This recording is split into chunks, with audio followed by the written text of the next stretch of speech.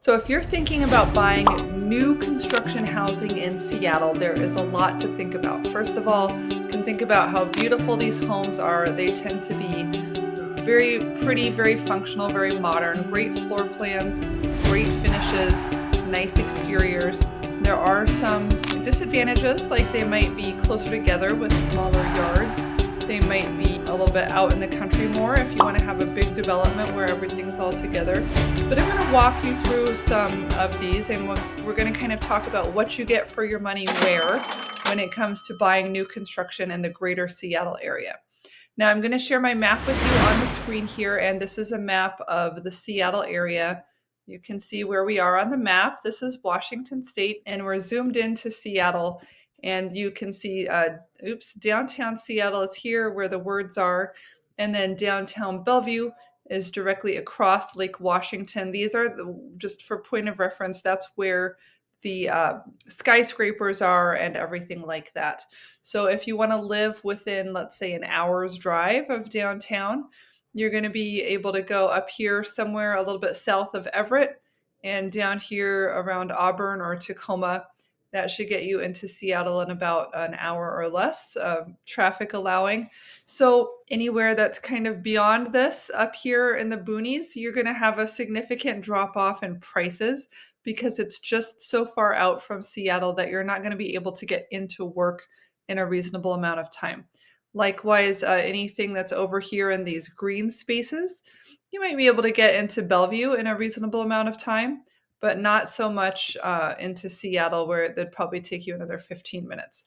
So let's take a look at what's available and at what price points. The first thing that I want to point out is that in Seattle City proper, we don't have any new developments on this list. That doesn't mean that none exist, but every website that kind of compiles these works with different builders and that type of a thing. I will say that when it comes to new construction in Seattle, we have a lot of high-rise condominiums up here that are, the rooftop deck looking over Puget Sound, $1 million homes, multi-million-dollar penthouses, $1,000 HOA fees, and they do go down. I sold one for $500,000 a year or so ago, and they might have some that are even less expensive. If you're looking for like a small studio unit on a lower floor, you're certainly going to find more affordability. Also here in Ballard, we have new townhouse construction going in all the time. So if you don't see what you're looking for here, don't panic. It doesn't mean it doesn't exist, but we'll just use these as kind of a sampling, a little taste, a little buffet. So let's take a look. And for point of reference, I live up here at the top of Lake Washington in North Seattle. And so Shoreline is one of the areas that's very close to me where you can kind of see what you're getting here. And what you'll find is that there are a lot of new developments going in along the light rail system. So along our freeway I-5, which is our interstate freeway that goes from Canada to Oregon to California and down to Mexico, we're also putting in a train, an elevated train. It's called the light rail. And so around those stops where the big train stops are, they've rezoned to allow for taller construction, high rise. It's going more high density so that we can get more people packed in around the light rail stations who can walk and bike and get on the train and won't have to use a car to get into work in downtown Seattle. That's the thought. So that's what we're seeing getting built in this area. And here you can see an example of a very typical townhouse for the area. And so what we have is connected housing. There's some courtyards. One of the things that you've got to look out for in these places is parking, because they don't always have a parking spot that comes with them. And if they do, it might only be one. There may or may not be electrical vehicle charging. So just use caution when you're, depending on how you're planning to live. Does it have a 2-car garage? Does it have a 1-car garage? Does it have no garages? Is street parking going to be available? What are the options? So take a look at that, and also note that this is probably going to be one of the more affordable price points because we are sharing walls. It is a townhouse. We're going high density. So you're going to be packed in a little bit more. You're going to be on busier streets. You're going to be closer to the freeway, closer to transit, and typically a smaller floor plan as well. So just note that that's kind of what's available here at this price point and location. This is a great location, pretty close into the city. And then just to say, North Seattle tends to be a little bit nicer than South Seattle. Down here in South Seattle, we have more airport and industrial, Port of Seattle things going on. So for the same mileage, 5 or 10 miles south versus north, you're going to have a nicer and more expensive property as a general rule going north than going south. Let's look at what we can find in Des Moines and White Center down here. So these are more, I would say, affordable, somewhat industrial, not as nice types of suburbs. So in a case of this type of a home, it is a freestanding home. And you need to be really careful. You can see here that they have nice landscaping put in. They have some fencing going in. We'll take a look at the interior with the appliances and just see if those things are actually included in your home. Sometimes with these model homes, they fill them up with features and additions that cost extra money. If you're getting something affordable that's a more basic model, you might not get the electric fireplace, for example. You might not get the stainless steel appliances. This one, it looks like they're showing without a refrigerator. Will you have a refrigerator when you move in? Will you have a washer and dryer? Or are those things not included? Also, take a look at the color packages. Sometimes these builders will let you have some choice of color, and sometimes they've pre-ordered and everything is going to be the same. So if they do let you choose, for example, you really like the gray might be one of 3 color options. You might have to restrict yourself to the units that have gray interiors available, or you may get to designate what you want. It kind of depends on how early you come to the process. Are you meeting them at before they've ordered materials, or are you meeting them closer to completion when product has already been ordered and delivered and it's just a matter of getting it installed and out the door to you? So that home we just looked at was at Greenbridge here in White Center. Over here in Renton, we're looking at Skyway Village. And these are $1 million homes. So they're freestanding, but they're not cheap. If you want something freestanding pretty much anywhere in the Seattle area, I think it's going to cost you about $1 million. We can take a look and see if some of these outlying properties are a little bit more affordable. Here's a townhome community. This is out in the mountains, North Bend, and they're going up to $1 million for townhomes here. Sammamish, this is just one home that's being built. I looked at this earlier. It's a 3,000 square foot home in the Lake Sammamish area. It's being sold for $2.5 million. That's kind of a one-off. Carnation, you're getting out into the boonies a little bit here. They have a development that's coming in, but they don't have pricing available for it yet. So we'll take a look at that later. And then Duval is another one that I consider out in the boonies. It saw a lot of growth during COVID, but then it's retracted a little bit since then because it's quite a ways out from the city. I used to remember I lived here, but I would have to drive out here and it's not on the freeway, it's kind of on a highway. So it takes a little bit longer. The roads are just not as big. And I would get out here and it seemed like it took about 45 minutes. It was sufficiently far. I was taking my son to like an outdoor school where he would be camping for 6 hours in the rain. And rather than driving back home with my daughter and then driving back again to pick him up and then driving back home again, I would just stay out here. I would just say, hello, 5-year-old daughter, let's go to the library and hang out and do something homeschoolish while we wait for him, because it was just too much of a drive to be doing multiple times a day, in my opinion, when I could have been using that time for other things. But if we take a look, let's see what their pricing is. They've got the 65 degrees development, and it looks gorgeous. Is it detached or not? So this is more attached housing, townhouse style housing at this price point. And that price point was about $700,000 to $800,000. They have these others. Let's take a look at this. The Ridge at Big Rock Moonstone Collection by Toll Brothers.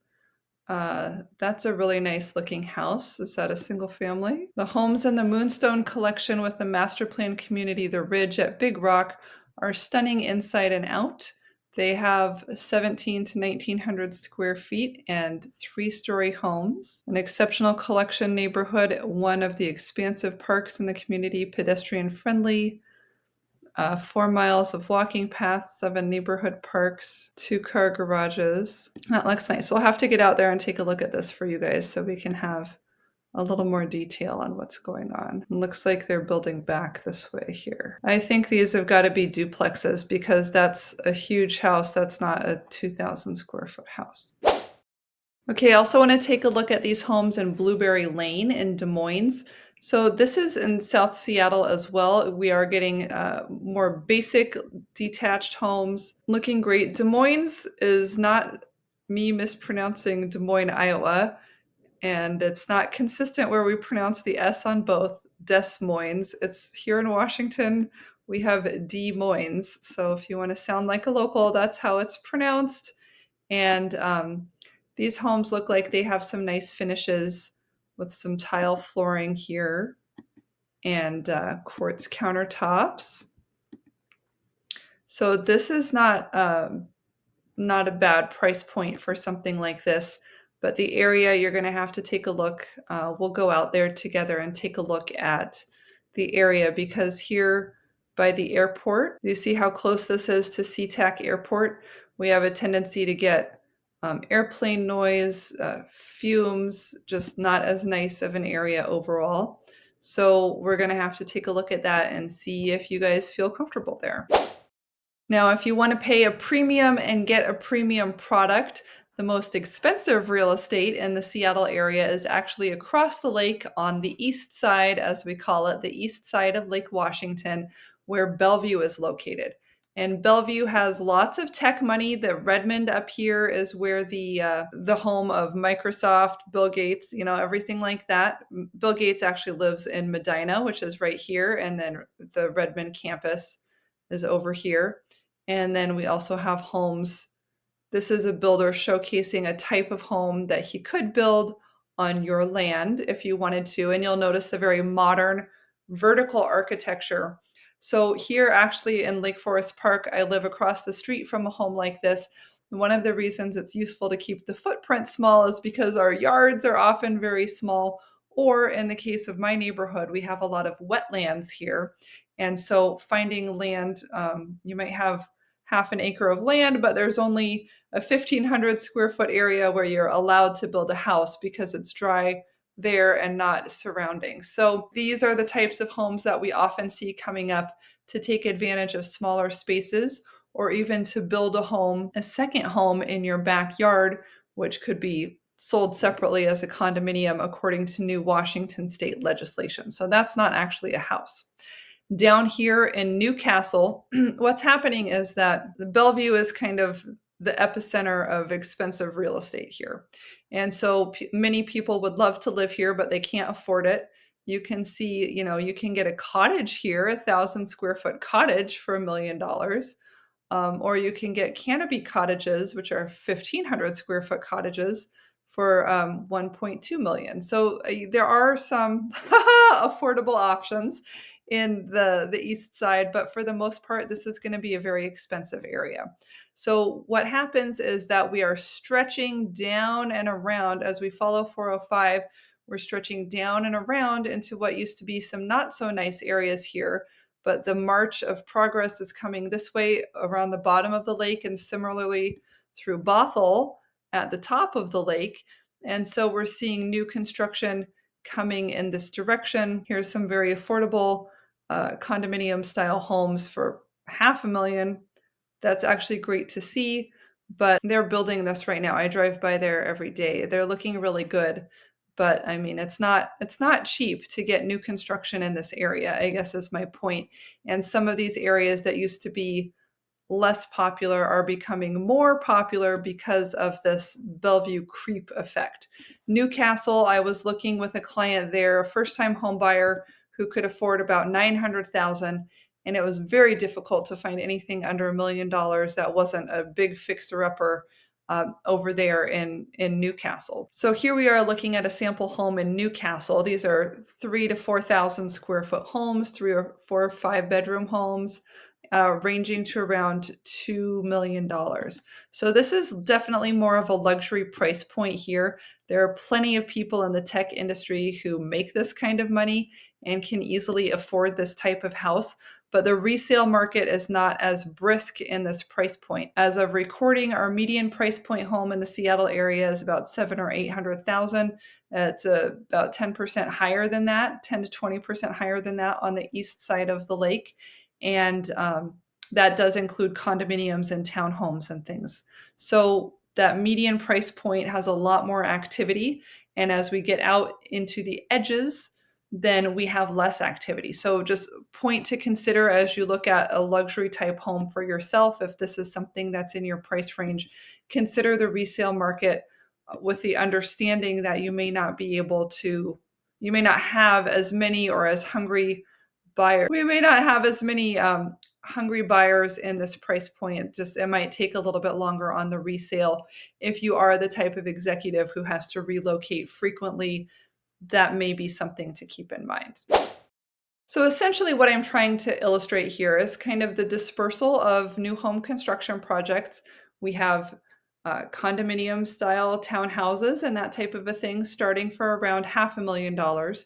And single family home new construction is going to start around $1 million in most of the moderate areas. If you're looking for a top premium address like Bellevue, Newcastle, Redmond, that type of a thing, you may be looking at a closer to a $2 million price point. And if perhaps you're retired or you're working from home or you're at a point in life where it's not important to you to have a short commute every day, but you'd still like to be within range of the greater Seattle area, then looking at some of these outlying areas such as Cobble Hill, here in Sultan, which is kind of along the pass as you drive over the mountains, you can get a nice single family home for closer to 5 or 600,000, which is everybody's kind of dream price point. Up here in Arlington, lower 500s. Granite Falls, we're having some luxury homes going in. They're not priced yet. Alderview, freestanding house, okay, 700,000 up here.